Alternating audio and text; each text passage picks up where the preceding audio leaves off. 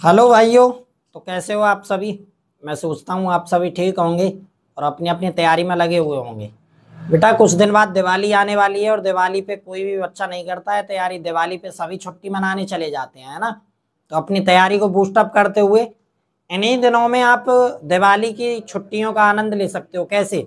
दिवाली के कार्यों को अभी कर लो ना, जो दिवाली के समय पे पढ़ना है उसको अभी पढ़ो। तो बेटा अपनी पढ़ाई कंटिन्यू रखें। चलते हैं अपने टॉपिक की तरफ। आज अपना लास्ट लेक्चर होगा एनएलएम का। उसके बाद अगली जो सीरीज आएगी वो आएगी फ्रिक्शन की।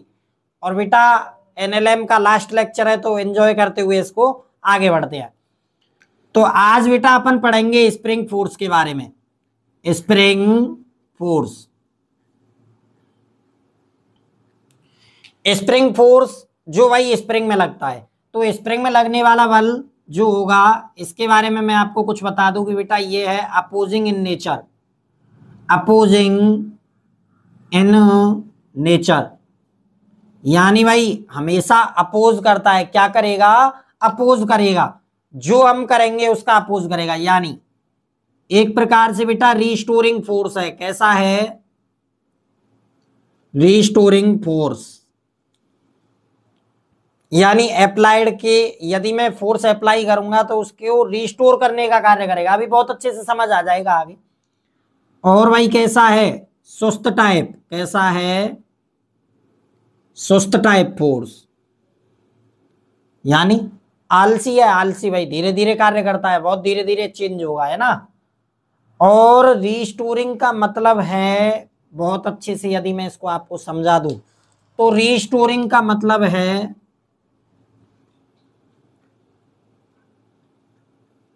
नेचुरल स्टेट में, नेचुरल स्टेट में लाना। ये है भाई स्प्रिंग फोर्स। अब सवाल उठता है कि भैया ये नेचुरल स्टेट क्या होती है। तो अब मैं आपको बताता हूं नेचुरल स्टेट क्या होती है। भाइयों समझो एक बात कि कोई भी मैंने स्प्रिंग खरीदी और स्प्रिंग रखी हुई है एक डिब्बे में, और मैंने उसको डिब्बे से निकाल कर अपनी टेबल पर रख दिया। ये उसकी नेचुरल स्टेट है। ये उसकी नेचुरल स्टेट है। यानी सीधा सीधा यदि मैं बोलूं डिब्बे से बाहर निकाल कर रखना, निकाल कर रखना, इसका क्या मतलब है? इसका मतलब है भाइयों कि कोई भी ना तो कंप्रेशन है, ना तो कंप्रेशन है और ना ही एक्सटेंशन है। यानी ना तो स्प्रिंग में खिंचाव है और ना ही स्प्रिंग में कोई दबाव है। जैसी आई वैसी की वैसी रखी हुई है। अब भाई स्प्रिंग में यदि कोई कंप्रेशन नहीं, कोई स्ट्रेशन नहीं, कोई एक्सटेंशन नहीं, तो होगा क्या? होगा ये कि उसका जो डिस्प्लेसमेंट है, स्प्रिंग का जो डिस्प्लेसमेंट है वो क्या होगा भाई? जब ना तो दबाई गई है और ना ही खींची गई है तो डिस्प्लेसमेंट क्या होगा? जीरो। इसी को बोलते हैं भाइयों क्या? Natural state. अब नेचुरल स्टेट को अपन ने बहुत अच्छे से डिस्क्राइब करना है तीन केसेस में। तो पहला केस है नेचुरल स्टेट का, नेचुरल स्टेट। देखो नेचुरल में जैसे ये दीवार है और दीवार से स्प्रिंग कनेक्टेड है, दीवार से स्प्रिंग कनेक्टेड है। ये हमने मेन पोजीशन ले लिया है। दीवार से स्प्रिंग कनेक्टेड है तो इस समय पे जो डिस्प्लेसमेंट है एक्स बराबर क्या होगा भाई? जीरो। अब मैं आपसे बस एक बात बताऊं कि ये नेचुरल स्टेट तो बहुत कम देखने को मिलेगी। हमें जितनी भी स्टडी करनी है वो करनी है कंप्रेशन या एक्सटेंशन पे। तो अब अपन दो केस और देखते हैं, कंप्रेशन और स्ट्रेशन। ये है भाई कंप्रेशन केस। कंप्रेशन यानी जब स्प्रिंग को दबाया गया तो ये जो बीच का गैप है ये कम होगा। आप सभी जानते हो, स्प्रिंग देखी है ना भाई। और अगर नहीं देखी तो मैं आपको बता दूं, आप आजकल जो बुक्स यूज कर रहे हो, जो कॉपी यूज करते हो, उस कॉपी की जो स्पाइरल वाली जो कॉपी आती है नोटबुक, उसकी स्पाइरल को निकालना, वो स्प्रिंग जैसी होती है ना। तो भाई अब क्या होगा, ये पास पास आ जाएंगे और कुछ दबाव आ जाएगा, यानी मीन पोजीशन से इतना स्प्रिंग क्या हो गई, डिस्प्लेस। जब इस पे क्या किया गया भाई, इस पे फोर्स लगाया गया, कौन सा फोर्स, एप्लाइड फोर्स। कौन सा फोर्स, एप्लाइड। यानी जैसे ही फोर्स, अब भाई आपको भी पता है स्प्रिंग को यदि दबाया गया है तो फोर्स किधर की तरफ अप्लाई किया है, सीधा सामने की तरफ। अब यदि अप्लाइड फोर्स लगाया गया है तो ये स्प्रिंग लगाएगी भाई क्या, रिस्टोरिंग फोर्स, अपोज करेगा ना, opposing in nature, restoring force, natural state में लाना। यानी ये क्या चाहेगा भाई, क्या चाहेगा कि ये स्प्रिंग वापस से किस में आए, अपनी नेचुरल स्टेट में। और नेचुरल स्टेट तो इसकी यहां तक थी, इसमें लाने के लिए एक जो अपोजिंग फोर्स लगता है इसी को बोलते हैं एफएस। और अगर मैं डिस्प्लेसमेंट देखूं, यदि इस पॉइंट को 0 मानूं तो ये जो डिस्प्लेसमेंट आया है ये है भाई माइनस एक्स। माइनस क्या है, डिस्प्लेसमेंट विपरीत डायरेक्शन में, अपोजिट डायरेक्शन में, और इधर की डायरेक्शन पॉजिटिव, इधर की नेगेटिव, और ये मीन पोजीशन यानी 0। अच्छा, ये दूसरा केस अपन ने स्टडी कर लिया। अब तीसरा केस जो है एक्सटेंशन वाला,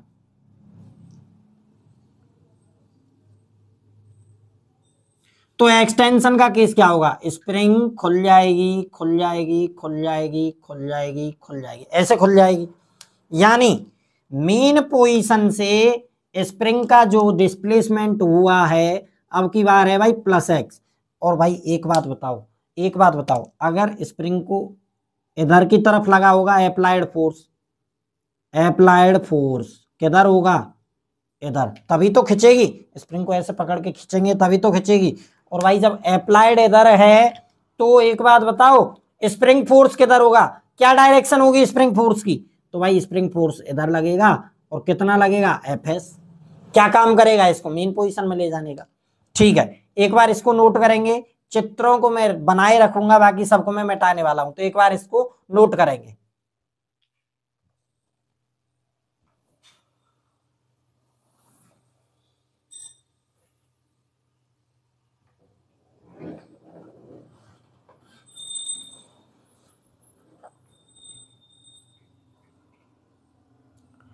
चलो, तो अब अपन इसको साफ करते हैं और फिर इसके बारे में और अच्छे से नॉलेज गेन करते हैं, है ना। तो अब भाई देखो, देखो सबसे बड़ा जो सिस्टम जो बनता है इन तीनों के बीच में वो बनता है स्प्रिंग फोर्स का। और हम स्टडी भी किस पे कर रहे हैं, स्प्रिंग फोर्स पे। तो यहां से जो स्प्रिंग फोर्स होगा, स्प्रिंग फोर्स क्या होगा, तो स्प्रिंग फोर्स है एफ एस भाई, ये डायरेक्टली प्रोपोर्शनल है माइनस ऑफ एक्स के। सोचते हैं लोग कि माइनस ऑफ एक्स क्यों आया, तो देखो भाई मैं बता दूं, यहां पे माइनस साइन क्या शो कर रहा है, देखो डिस्प्लेसमेंट इधर, तो भाई स्प्रिंग फोर्स इधर। इस केस में स्प्रिंग फोर्स इधर, तो भाई डिस्प्लेसमेंट इधर।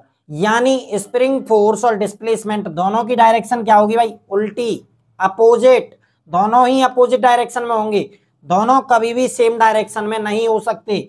अगर भाई फोर्स की डायरेक्शन, इसको अगर अपन टिप माने तो फोर्स की डायरेक्शन ऐसे, तो भाई डिस्प्लेसमेंट ऐसे आएगा। और यदि फोर्स की डायरेक्शन ऐसे तो डिस्प्लेसमेंट ऐसे आएगा। यानी दोनों ही कंडीशंस में, चाहे एक्सटेंशन हो चाहे कंप्रेशन हो, दोनों ही केस में फोर्स के अपोजिट डायरेक्शन में डिस्प्लेसमेंट है। इसलिए एफ एस बराबर, अब यदि हम प्रोपोर्शनलिटी का साइन हटाएं और बराबर करें तो एक कांस्टेंट आता है के, और ये माइनस माइनस लगाना ना भूल जाए भाई।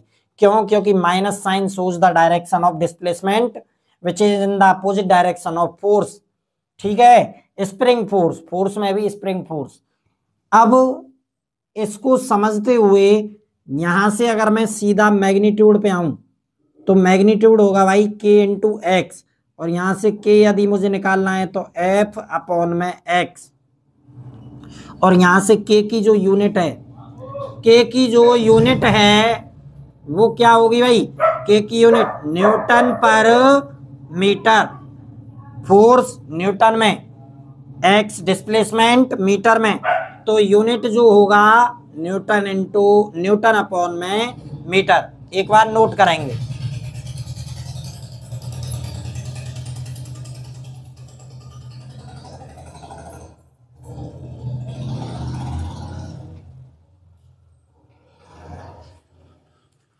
एक बात और यहां से निकल के आती है भाई, अच्छी बात जो मैं आपको बता दूं। देखो आपने सबने स्प्रिंग को देखा होगा, कोई नया केस में समझा नहीं रहा हूं। तो देखो जैसे ही अपन स्प्रिंग को जितना ज्यादा दबाते हैं उतनी ही ज्यादा आती है वो खिंच के। अगर मैं बहुत ज्यादा स्प्रिंग को ऐसे पकड़ के ऐसे खींच दूं तो एकदम से फटाक से ऐसे आती है। यानी जितना ज्यादा स्प्रिंग को दबाया जाएगा या भाई जितना ज्यादा स्प्रिंग को खींचा जाएगा, जितना ज्यादा कंप्रेशन उतना ही ज्यादा डिस्प्लेसमेंट, जितना ज्यादा एक्सटेंशन उतना ही ज्यादा डिस्प्लेसमेंट, जितना ज्यादा स्प्रिंग फोर्स उतना ही ज्यादा डिस्प्लेसमेंट। ये बात भाई ये बताता है। देखो फोर्स यदि ज्यादा तो डिस्प्लेसमेंट ज्यादा, और ये होना भी चाहिए। अगर स्प्रिंग फोर्स ज्यादा इसका मतलब भाई अप्लाइड ज्यादा लगाया होगा, अप्लाइड फोर्स जो है वो ज्यादा होगा, और जब अप्लाइड फोर्स ज्यादा तो डिस्प्लेसमेंट तो ऑटोमेटिक ज्यादा होने वाला है भाई। तो इसका मतलब है कि यदि एफ ज्यादा है, एफ एस ज्यादा है तो एक्स भी ज्यादा होगा। यानी जितना ज्यादा स्प्रिंग फोर्स उतना ही ज्यादा डिस्प्लेसमेंट। इस चीज को भी एक बार नोट करेंगे।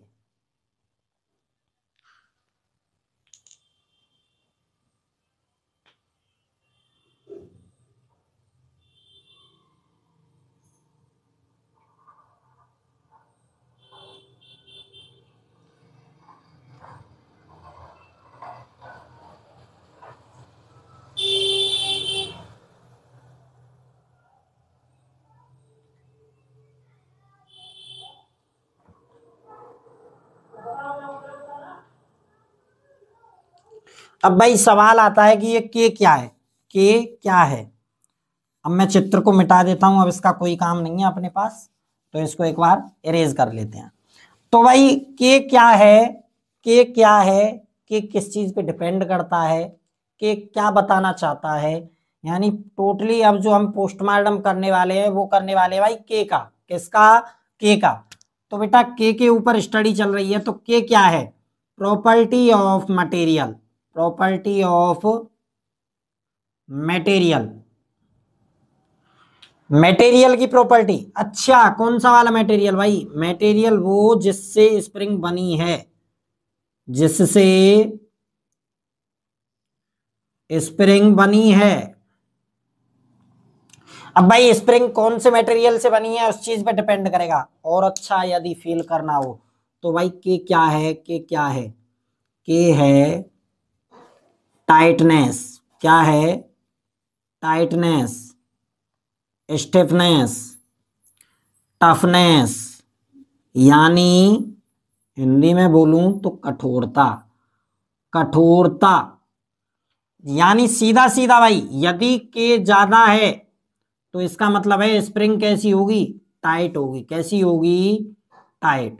जितना ज्यादा के उतनी ही ज्यादा टाइट होगी स्प्रिंग, और जितनी टाइट स्प्रिंग होगी उतना ही ज्यादा हमें क्या लगाना पड़ेगा भाई? Applied force. आपने देखा होगा, देखा होगा अपन जो पहले पेन आता था एक 5 वाला चटकनी वाला जिसको चट चट चट चट चट अपन बजाने लगे रहते थे, उसमें एक स्प्रिंग आती थी, उसको पकड़ के ऐसे ऐसे ऐसे आराम से दबाया जा सकता था।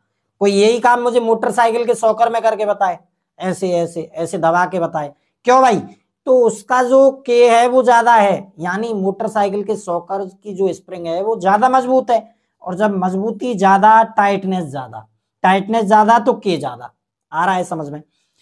तो इसका मतलब है कि प्रॉपर्टी ऑफ मटेरियल, जिस मटेरियल से स्प्रिंग बना हुआ है उसकी प्रॉपर्टी है कि बहुत बार सवाल पूछा गया है। सवाल जो है थोड़ा यूनिक है, थोड़ा जेन्युइन है।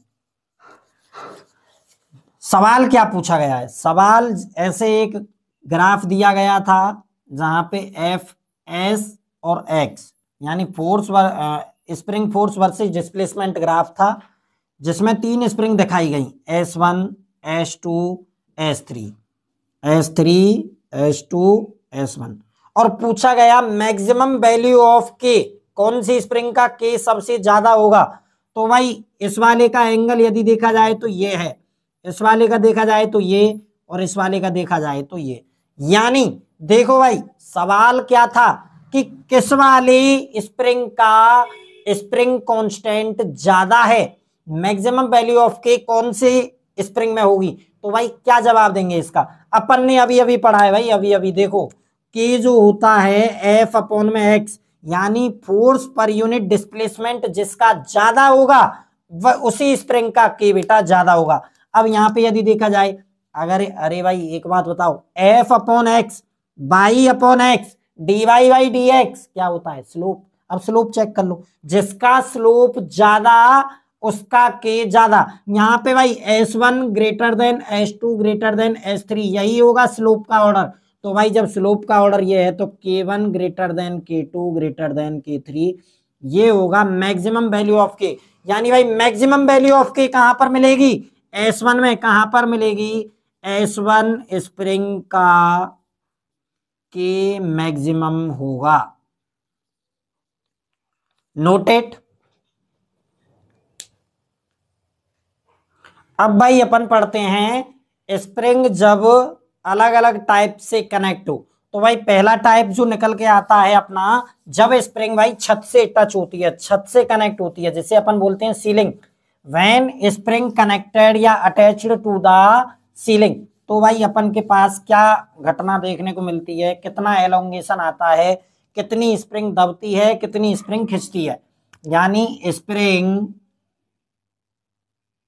अटैच्ड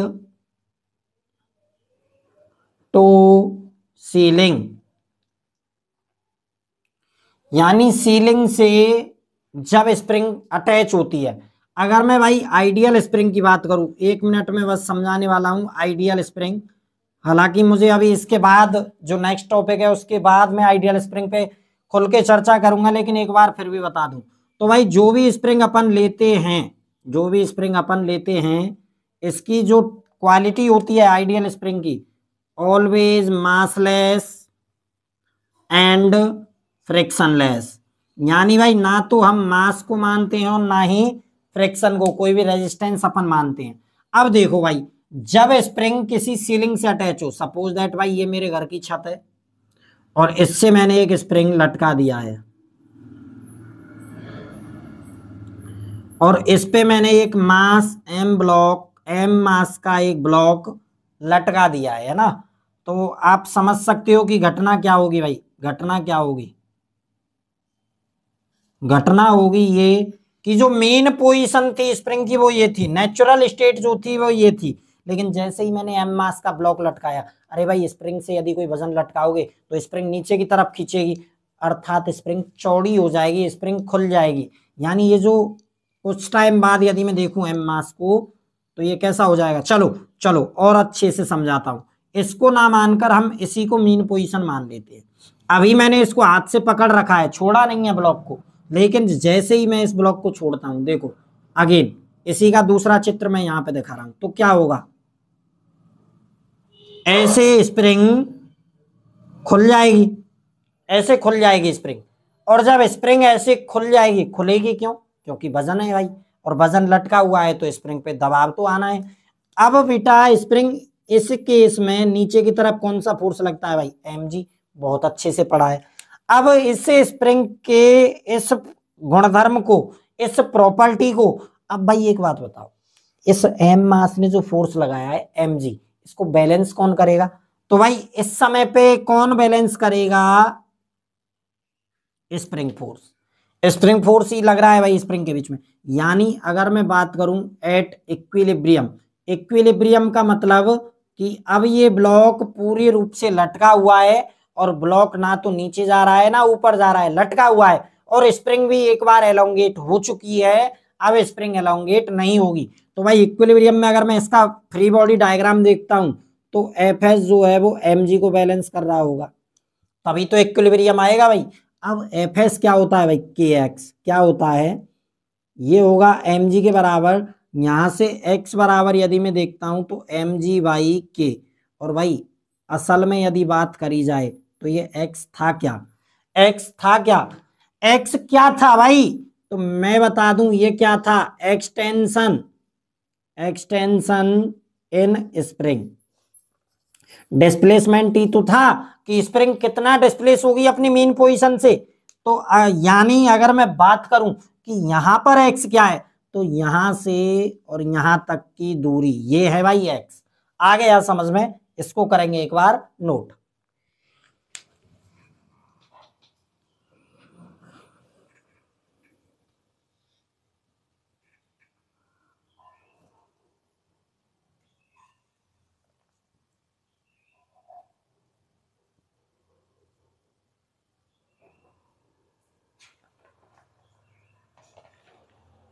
अब अपन पढ़ते हैं भाई स्प्रिंग बैलेंस। स्प्रिंग बैलेंस यानी अभी बताता हूं, चलो क्या होता है स्प्रिंग बैलेंस। अभी रखा होगा, मैं लेके आता हूं, एक मिनट में स्प्रिंग बैलेंस लेके आता हूं। ये लो ये है भाई, इसको बोलते हैं स्प्रिंग बैलेंस। यह आपने सबने देखा होगा। इसमें इसका अपन प्रिंसिपल अभी जानने वाले हैं कि ये किस प्रिंसिपल पे वर्क करता है। एक बार इसको सब देख लेंगे।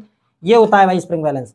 यहाँ पे वजन लटकाया जाता है, मास को लटकाया जाता है, और यहाँ पे ये नंबरिंग करी हुई है। ये देखो यहाँ पे नंबरिंग करी हुई है। नंबरिंग के आधार पे अपन बताते हैं कि इस वस्तु में जो ऑब्जेक्ट इससे लटका हुआ होता है उसमें कितना वेट है। तो बेटा इसका जो प्रिंसिपल है वो अभी अपन जानते हैं। ये देखो स्प्रिंग बैलेंस, स्प्रिंग तोला, हिंदी में बोलते हैं स्प्रिंग तोला। तो सपोज दैट बेटा ये भाई स्प्रिंग बैलेंस है, और इसमें बीच में आपको देखा, अभी कुछ देखा या नहीं देखा? चलो एक बार फिर से देखो। ये जो बीच वाली ये जो धारी है, ये जो ये खाली जगह है जिसमें ये पेन लगी हुई है जो डिनोट करती है कि कितना वेट है। देखो अब भाई इसमें क्या होता है, इसमें स्प्रिंग कनेक्टेड होती है। क्या होती है? स्प्रिंग कनेक्टेड होती है, और यहाँ पे एक हुक ऐसे निकला हुआ होता है। एक हुक यहाँ पे ऐसे निकला हुआ होता है जिसपे हमें मास लटकाना होता है ना। और बेटा इसमें एक ऐसे मेजर करने के लिए एक पत्ती टाइप लगी होती है।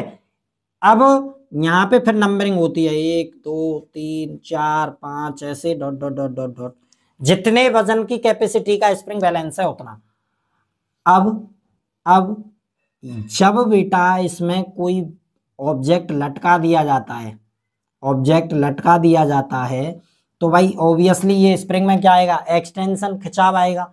खिंचाव आएगा तो ये स्प्रिंग कुछ ऐसे हो जाती है एम मास का ब्लॉक लटकाने के बाद। अब भाई एम मास का ब्लॉक लटका दिया, और अब जो मैंने माना कि ये जो पिन था, ये जो नोडुल था जो बता रहा था कितना वेट होगा, ये सपोज दैट 5 किलो पे आके रुक गया। तो यानी एम मास ना मान के यहाँ पे क्या होगा? 5 kg मास। यानी अब नीचे क्या लगेगा? mg। क्या लगेगा? mg। चलो इसको 5 kg मैंने आपको बता दिया है मानने के लिए, लेकिन इसको मैं अभी मान लेता हूं कि ये किस पे जाके रुक रहा है भाई? एम मास पे। एम मास पे क्यों? क्योंकि हमें तो भाई थ्योरम, इसका प्रिंसिपल समझना है कि क्या प्रिंसिपल है। तो बेटा अब वही इक्विलिब्रियम इसने गेन कर लिया। स्प्रिंग में एक फोर्स काम करेगा, कौन सा? एफएस। तो यानी एट इक्विलिब्रियम क्या होगा भाई? एफएस जो है वो बैलेंस कर रहा होगा एमजी को। यहां से एफएस बराबर होगा के एक्स बराबर एमजी।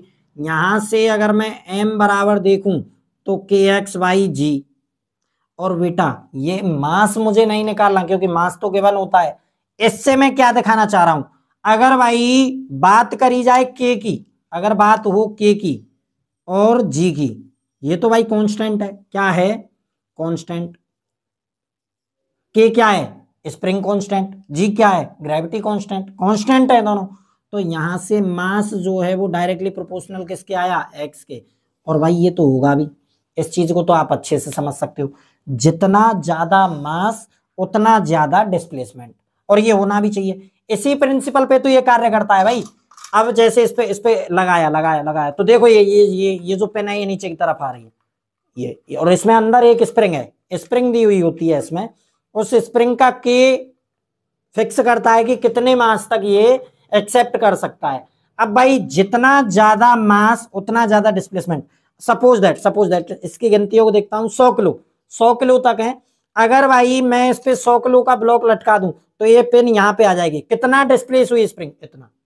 आ रहा है समझ में? तो एक बार इसे नोट करेंगे बेटा। चलो भाई, तो अब अपन जानते हैं आइडियल स्प्रिंग का केस। अपन ने स्प्रिंग बैलेंस को समझ लिया और इसके बाद एक टॉपिक और है बेटा, 5 से 7 मिनट में ये लेक्चर कंप्लीट होने वाला है, आपका एनएलएम खत्म हो जाएगा। उसके बाद फिर अपन फ्रिक्शन को अलग से पढ़ेंगे सेपरेट यूनिट बना के। तो भाई अब अपन बात करते हैं आइडियल स्प्रिंग का केस। आइडियल स्प्रिंग क्या होती है भाई? आइडियल स्प्रिंग से पहले मैंने आपको एक बात बताना चाहता हूं, कॉन्सेप्ट की यादें, कॉन्सेप्ट की यादें। अब भाई कॉन्सेप्ट की यादें करवाने वाला हूं मैं आपको, तो कॉन्सेप्ट की याद क्या क्या होगी भाई? याद करो, मैंने कुछ दिन पहले पढ़ाया है टेंशन फोर्स, और ऐसे मैंने एक एम मास का ब्लॉक लटकाया, नीचे लगा एम जी, और मैंने बोला ये यहाँ पे टेंशन, यहाँ पे टेंशन, और ये जो स्ट्रिंग जो अपन ने ली थी ये कैसी थी भाई? Ideal string. कैसी थी?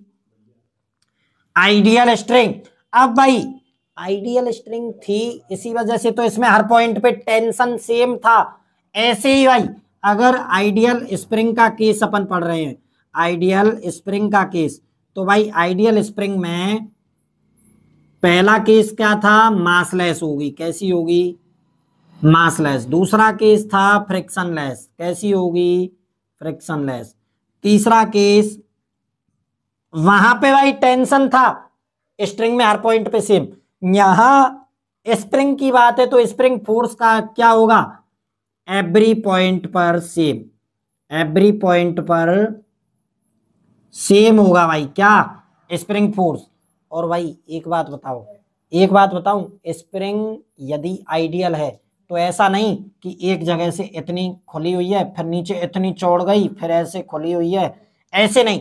जो बेटा एक्सटेंशन होंगे, यानी जो गैप बिटवीन 2 पॉइंट्स, यानी ये वाला पॉइंट, ये वाला पॉइंट, ये वाला पॉइंट, ये जो गैप है ये भी क्या होगा भाई? सेम। तो आइडियल स्प्रिंग के केस में एक्सटेंशन भी सेम होंगे, यानी हर जगह से स्प्रिंग एक जैसी खुलेगी। ये नहीं कि ऊपर से कम खुली नीचे ज्यादा खुल गई, उससे नीचे और ज्यादा खुल गई, ऐसा नहीं होगा। अगर बेटा मास लटकाए नीचे नीचे तो इसका मतलब ये नहीं कि नीचे नीचे से स्प्रिंग ज्यादा खुले, इसका मतलब है कि हर पॉइंट पे, ईच एंड एवरी पॉइंट पे बेटा सेम एक्सटेंशन होगा भाइयों, सेम एक्सटेंशन। इस बात को याद रखते हुए अपन आइडियल स्प्रिंग के कॉन्सेप्ट को समझते हैं। अब इससे आगे अपन चलते हैं, थोड़ा सा होगा क्या इसको एक बार नोट करें बेटा, ज्यादा समय नहीं लूंगा, 5 से 7 मिनट में लेक्चर खत्म करना है, तो मैं इसको मिटा रहा हूं। आपको जिनको भी दिक्कत आए वो स्क्रीन को पॉज करके लिख सकते हैं। तो अब भाई अब क्या होगा, बहुत बार सवाल पूछ लिए जाते हैं, बहुत बार। और सवाल क्या होता है भाई? सवाल होता है, सवाल देता है वो 2 identical springs, 2 identical springs of spring constant, spring constants K1 and K2 respectively, respectively. अब भाई इसके बाद फिर वह क्या कहता है, दोनों किसी भी टाइप में जोड़ देगा, या तो सीरीज में या पैरेलल में, और फिर सवाल पूछता है। यानी सीधा मैं चित्र बना के बताता हूं, ये देखो, जैसे ये एक स्प्रिंग है K1 कांस्टेंट वाली और ये है K2 वाली, और यहां पे लटका दिया मास m, ये है K1 की, ये है K2 की। अब वह हमसे क्या पूछता है भाई? एक्सटेंशन के बारे में। Extension x1 greater than x2 होगा, x1 लेस देन x2 होगा, x1 बराबर x2 होगा, और चौथा ऑप्शन मोए ना पतो, मोए ना पतो। ऐसे 4 ऑप्शन वो हमको दे सकता है कि x1 बड़ा होगा x2 से, यानी पहली स्प्रिंग में जो एक्सटेंशन है वो ज्यादा होगा। दूसरी बात, पहली स्प्रिंग में एक्सटेंशन कम होगा। तीसरी बात, दोनों में एक्सटेंशन सेम होगा। चौथी बात, मुझे नहीं पता उत्तर क्या होगा। तो भाई जब उसने शब्द बोला आइडेंटिकल स्प्रिंग्स, आइडेंटिकल स्प्रिंग्स, इसका मतलब दोनों स्प्रिंग सेम, और दोनों स्प्रिंग सेम तो बेटा के क्या होगा? सेम। ये जो बात उसने कही है ये तो हमें भड़काने के लिए, हमें परेशान करने के लिए, यानी भाई K1 बराबर K2 होगा, और इसको मैं यदि K मान लूं, K1 बराबर K2 बराबर K, ये क्या है भाई? सेम। आइडेंटिकल शब्द ये कहता है कि दोनों सेम हैं, हूबहू, हम शकल हम सफर दोनों हैं।